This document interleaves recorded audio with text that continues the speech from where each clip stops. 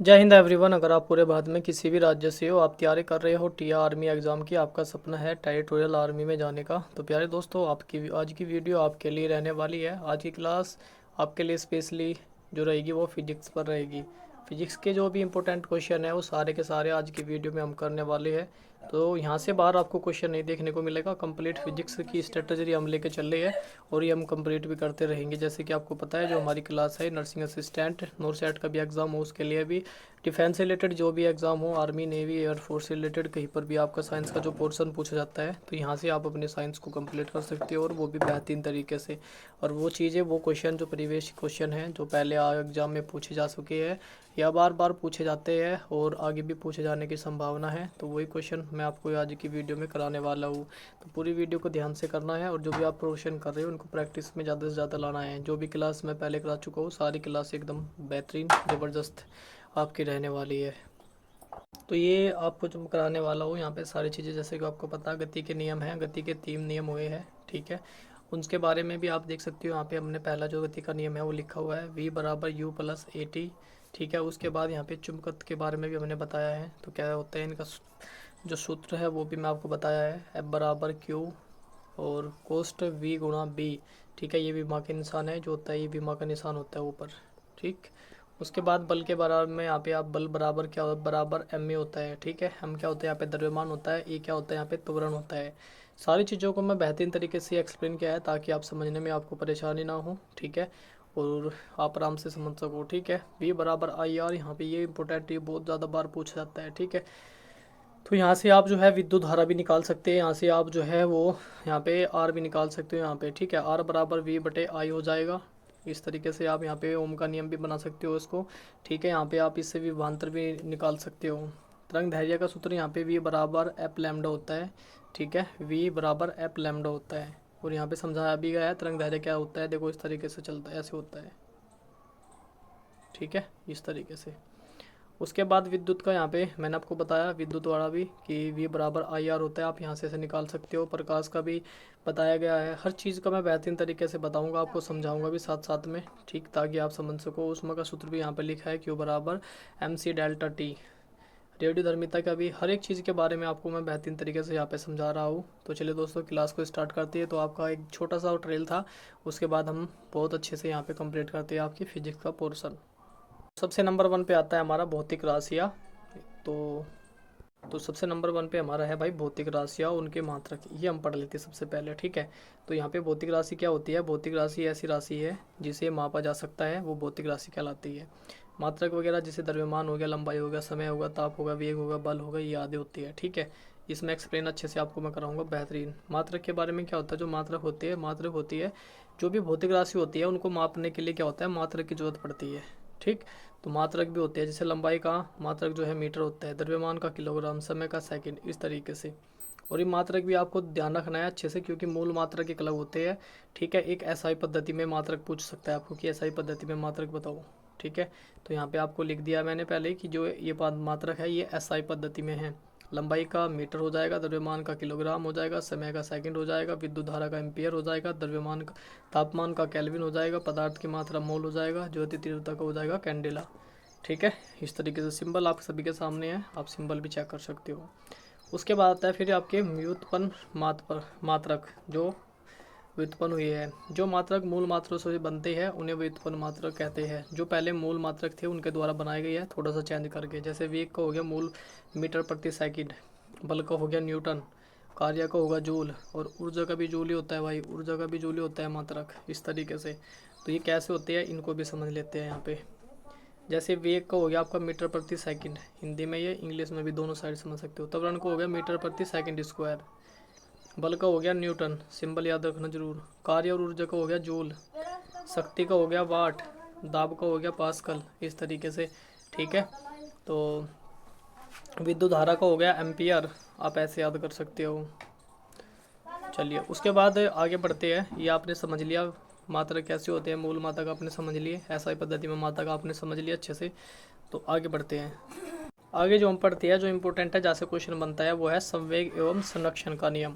इसको पढ़ते हैं क्योंकि यहाँ से क्वेश्चन बनती है और इसके बारे में हम यहाँ पे पढ़ रहे होंगे। मैं चीज़ें वही कराऊंगा जहाँ से क्वेश्चन बनते हैं। वैसे फिजिक्स काफ़ी बड़ी है, तो चीज़ें मैं आपको सिर्फ वही कराने वाला हूँ जहाँ से क्वेश्चन बार बार रिपीट होते हैं।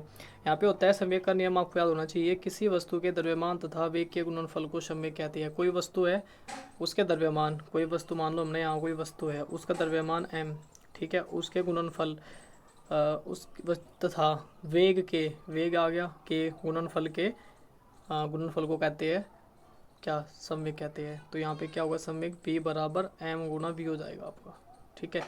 हर सूत्र की बात करें, अगर आप सूत्र निकालना चाहते हो तो उसकी डेफिनेशन से आप उसका सूत्र निकाल सकते हो, ठीक है।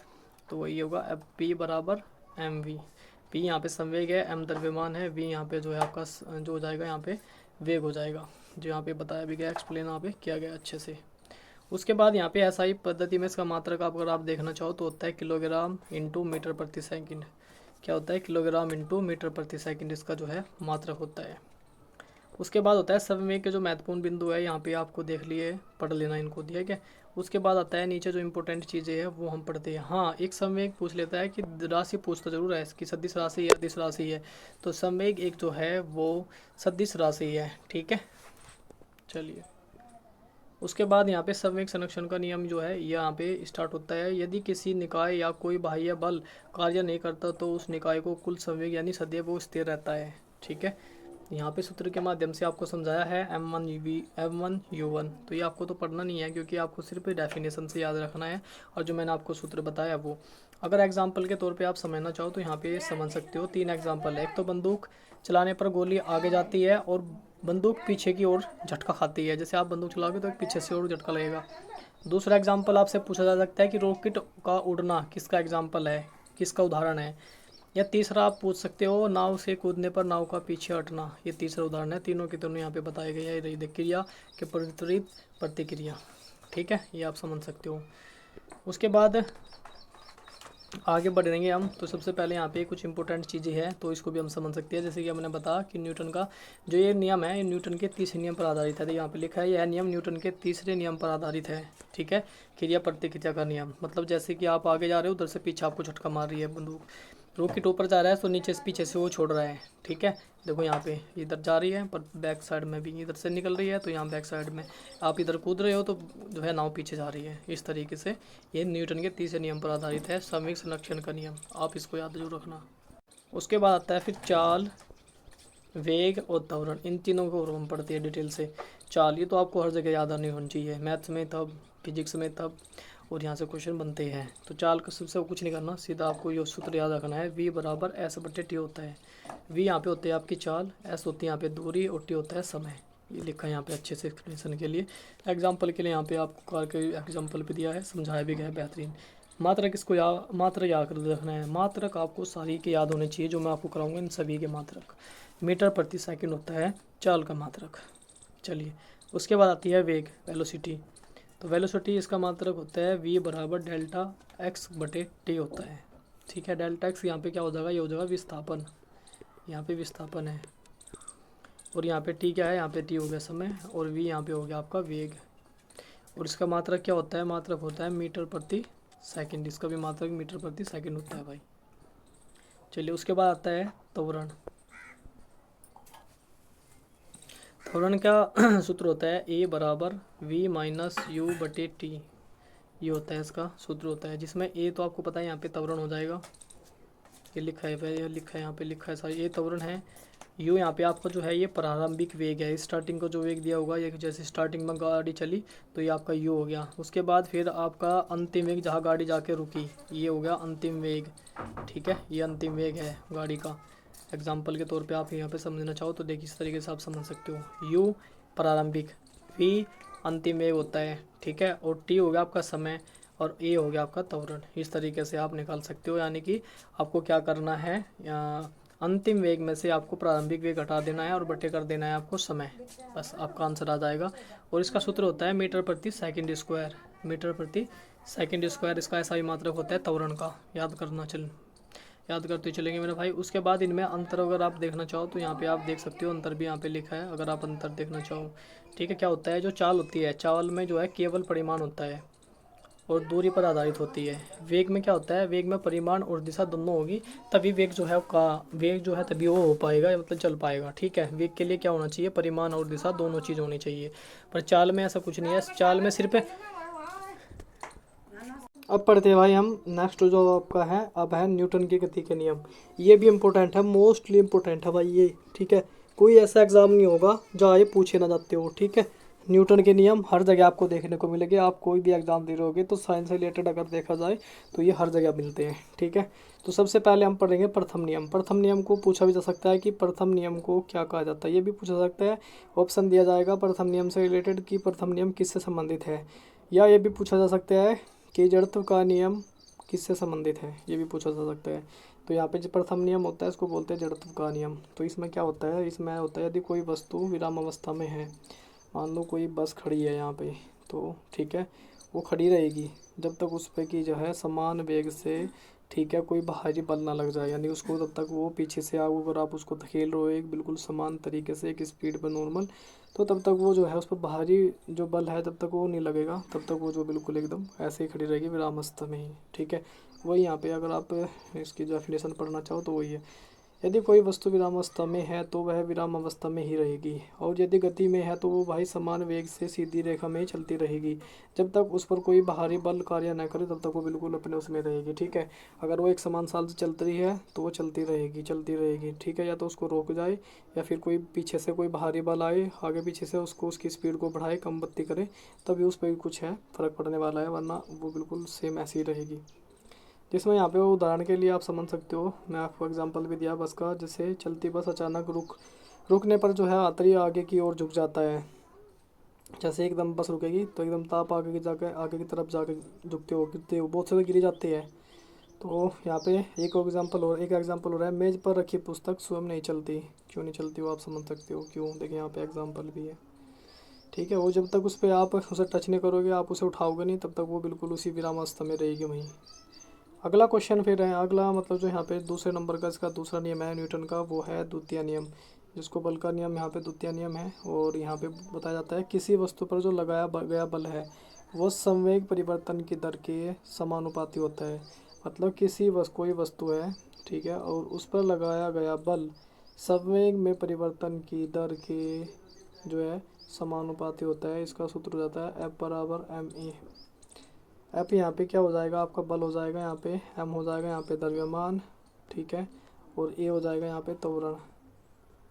इस तरीके से आप याद कर सकते हो। ठीक है, चलिए, और इसका एग्जांपल आप समझ रहे हो तो यहाँ पे देखिए इतना अच्छा एग्जांपल मैंने समझाया है। मतलब इसका ये है, जितना बल अधिक होगा त्वरण उतना ही अधिक होगा, मतलब जितना ज़्यादा आप बल लगाओगे त्वरण उतना ही बढ़ेगा। जैसे कि यहाँ पे एग्जांपल है, खाली गाड़ी को धक्का देना आसान होता है। ठीक है, आपको पता है कोई खाली गाड़ी है, कुछ भी है खाली चीज़, आप उसको आराम से धकेल सकते हो। ठीक, उसके बाद यहाँ पे क्रिकेट में तेज़ गेंद को पकड़ने समय हाथ पीछे खींचते हैं। ठीक है, जब कोई तेज़ होती है तो हाथ को पीछे खींचते हैं, ये इसका एग्जाम्पल है। उसके बाद आता है फिर न्यूटन का तीसरा नियम, जो कि बहुत ज़्यादा चर्चा में रहता है और बहुत ज़्यादा बार पूछा भी जाता है। ठीक है, और तीनों के तीनों मैंने अभी आपको बताया भी था कि संवेग संरक्षण के नियम पर आधारित है, बिल्कुल सेम। इसको बोलते हैं क्रिया प्रतिक्रिया का। जैसे आप इसके क्रिया के विपरीत एकदम प्रतिक्रिया होगी, जिसमें प्रत्येक क्रिया के बराबर विपरीत दिशा में प्रतिक्रिया होती है। ठीक है, जिसमें पहला एग्जाम्पल आपके सामने बताया था मैंने, बंदूक से गोली चलाने पर बंदूक पीछे की ओर झटका खाती है, यानी झटका मारती है और पीछे की ओर जाते हो।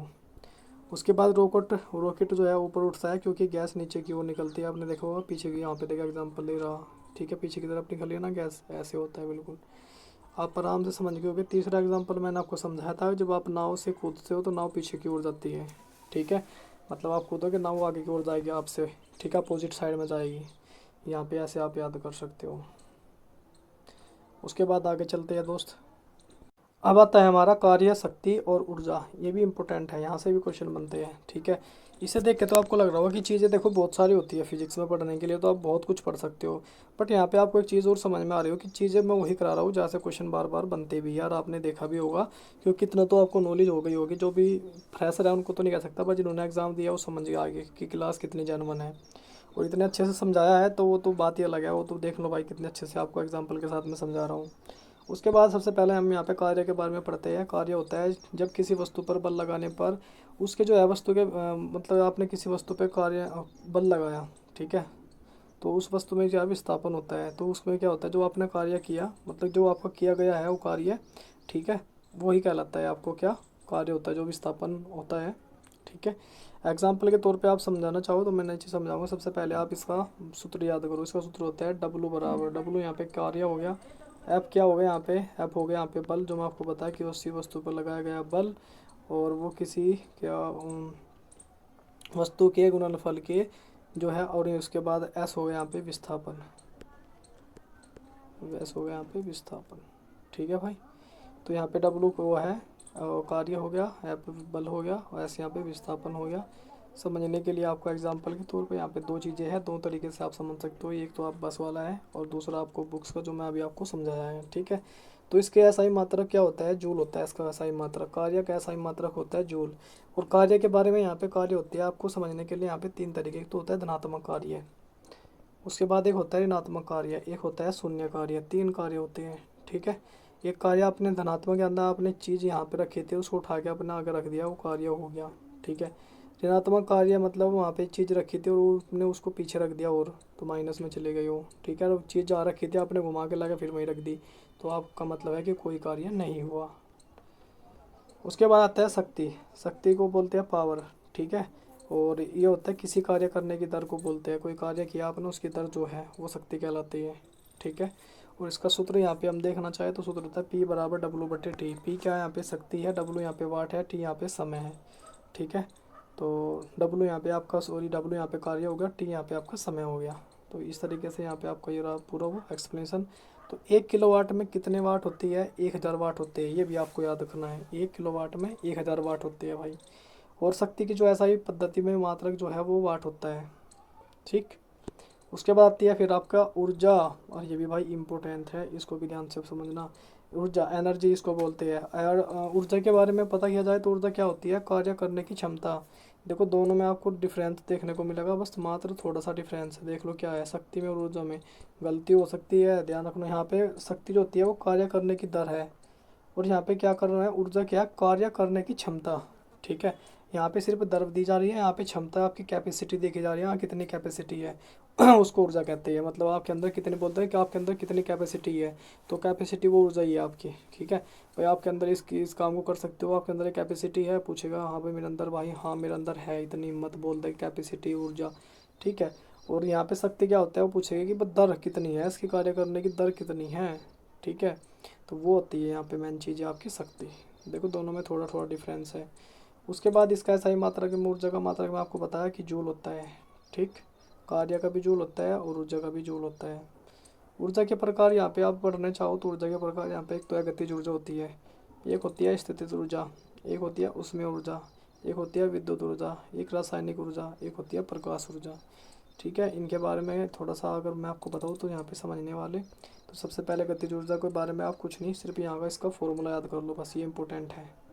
गतिज ऊर्जा का फॉर्मूला इंपॉर्टेंट है भाई, याद कर लो। सूत्र इंपॉर्टेंट है आपको इसका, के ई बराबर 1/2 mv² होता है, ठीक है। यहाँ पे अगर बताने की जरूरत पड़ेगी तो 1/2 लिखना है। एम आपका द्रव्यमान हो गया, वी आपका वेग हो गया यहाँ पे, ठीक है। तो आप आराम से यहाँ पे क्वेश्चन कर सकते हैं। मान लो आपने यहाँ पे द्रव्यमान दिया है आपका 10 और वेग मान लो आपका 5 है, तो ऐसे कर सकते हो इस क्वेश्चन। अगर आप करना भी पड़े तो 2 से 5 काट देंगे, कितने बार 5 कट गया, 5 5 25 5 125 आपका आ जाएगा यहाँ पे। ऐसे आप कर सकते हो भाई, ठीक है। चलिए उसके बाद फिर यहाँ पे आ आता है बी नंबर पे आपका स्थितिज ऊर्जा। गतिज ऊर्जा और स्थितिज ऊर्जा ये ज़्यादा इंपॉर्टेंट है, और प्रकाश ऊर्जा। उसका सूत्र आपको याद रखना है, इसका भी पी ई बराबर एम जी एच होता है, ठीक है। क्या होता है, पी ई बराबर एम जी एच होता है। एम आपका द्रव्यमान है यहाँ पे, जी आपका गुरुत्वीय त्वरण हो जाएगा, एच आपकी ऊंचाई हो जाएगी यहाँ पे। इस तरीके से आप इसको भी आराम से निकाल सकते हो, बहुत आराम से ईजिली। उसके बाद यहाँ पे ऊर्जा संरक्षण का नियम भी आपको मैं याद कराया, तो साथ साथ में इसको भी आप याद कर लो। तो यहाँ पे नंबर लिखा है, ऊर्जा का जो है निर्माण, न तो ऊर्जा का निर्माण हो सकता है भाई, और ना ही ऊर्जा जो है नष्ट हो सकती। दूसरे उसमें बोलते हैं ऊर्जा केवल एक रूप से दूसरे रूप में जो है परिवर्तित हो सकती है, ठीक है। एक रूप से दूसरे रूप में चल सकती है, जा सकती है। और ऊर्जा भाई इसी को जो है ना ऊर्जा संरक्षण का नियम कहते हैं, ठीक है। यही जो है ऊर्जा संरक्षण का नियम है, आपको बेहतर तरीके से याद भी हो गया होगा। अब पढ़ेंगे हम गुरुत्वाकर्षण बल के बारे में, थोड़ा सा यहाँ इसके बारे में पढ़ लेते हैं। तो गुरुत्वाकर्षण बल जो है वह बल है जिसके कारण दो द्रव्यमान वाले पिंड एक दूसरे को आकर्षित करते हैं। परिभाषा यहाँ पे देखा जाए तो गुरुत्वाकर्षण बल वह आकर्षण बल है जो ब्रह्मांड में हर वस्तु एक दूसरे पर उसके द्रव्यमान के कारण लगती है यानी लगाती है। जिसमें यहाँ पे हम बात करें न्यूटन का गुरुत्वाकर्षण का नियम भी आप यहाँ पे देख सकते हो, बहुत इंपॉर्टेंट है भाई, ये बहुत इंपॉर्टेंट है। F बराबर जी M1 इंटू M2/r²। ठीक है, ये इसका फॉर्मूला है, याद रख लेना भाई, इंपॉर्टेंट है, बहुत पहले बता रहा हूँ इंपॉर्टेंट है। जिसमें यहाँ पे अगर आप देखा जाए तो F आपका क्या हो जाएगा, यहाँ पे गुरुत्वाकर्षण बल हो जाएगा। जी यहाँ पे आपका गुरुत्वाकर्षण नियतांक हो जाएगा जिसका मान यहाँ पे लिखा है 6.67 गुना 10⁻11 न्यूटन वर्ग मीटर प्रति वर्ग किलोग्राम। ठीक है, और यहाँ पे दोनों के बीच की दूरी हो जाएगा M1 M2 हो जाएगा दोनों पिंडों का द्रव्यमान। ठीक है, चलिए उसके बाद है मुख्य विशेषताएं। मुख्य विशेषताएं ये क्या होता है, यह हमेशा जो है आकर्षण बल होता है, दूरी बढ़ने पर बल कम हो जाता है, द्रव्यमान बढ़ने पर बल बढ़ता है, यह ब्रह्मांड में हर जगह कार्य करता है। ये इसके 4 फैक्ट है जो इसके मुख्य फैक्ट आपको याद कर लेने हैं, थोड़ा सा रिविजन मार लेना, बाकी और कुछ नहीं। एग्जाम्पल ही पूछा जाता है ज़्यादातर, पृथ्वी का हमें नीचे की ओर झुकना, पृथ्वी का हमें नीचे की ओर खींचना, मतलब पृथ्वी जो है हमें नीचे की ओर खींचती है वो। नंबर 2 पे चंद्रमा का पृथ्वी के चारों ओर घूमना। ठीक है, ये तो हमारा खींचना हो गया, ये हमारा घूमना हो गया, चक्कर लगाती है चंद्रमा का पृथ्वी की चारों ओर घूमना। उसके बाद होता है एक और एग्जांपल है ग्रहों का सूर्य के चारों ओर घूमना, तो ग्रह जो है सूर्य के चारों ओर चक्कर लगाते रहते हैं ना, ये तीनों इंपॉर्टेंट जो है आपके एग्जाम्पल रहेंगे। ठीक है, उसके बाद फिर यहाँ पे गुरुत्वाकर्षण के बारे में ज़्यादा कुछ खास नहीं है, बस आपको क्या करना है, एक तो इसका जो ये फॉर्मूला ये याद कर लेना भाई, ये इंपॉर्टेंट है बस। ठीक है, और बाकी चीज़ें जो मैंने आपको कराई ये इंपॉर्टेंट है, ये तीनों के तीनों एग्जांपल ये इंपॉर्टेंट है, ये एक बार रिवीजन में ले लेना बस, क्योंकि यहाँ से क्वेश्चन बन जाता है कभी कभार, तो इसलिए मैंने चीज़ें आपको करा दी। तो दोस्तों ये आज की क्लास यहाँ पे फिनिश होती है, जैसे कि आपको पता है 20-22 मिनट की हमारी क्लास होती है। तो आज की क्लास में इतना ही, कैसे लगी आज की क्लास कमेंट करके बताना। मिलते हैं फिर नेक्स्ट वीडियो में, तब तक के लिए जय हिंद जय भारत।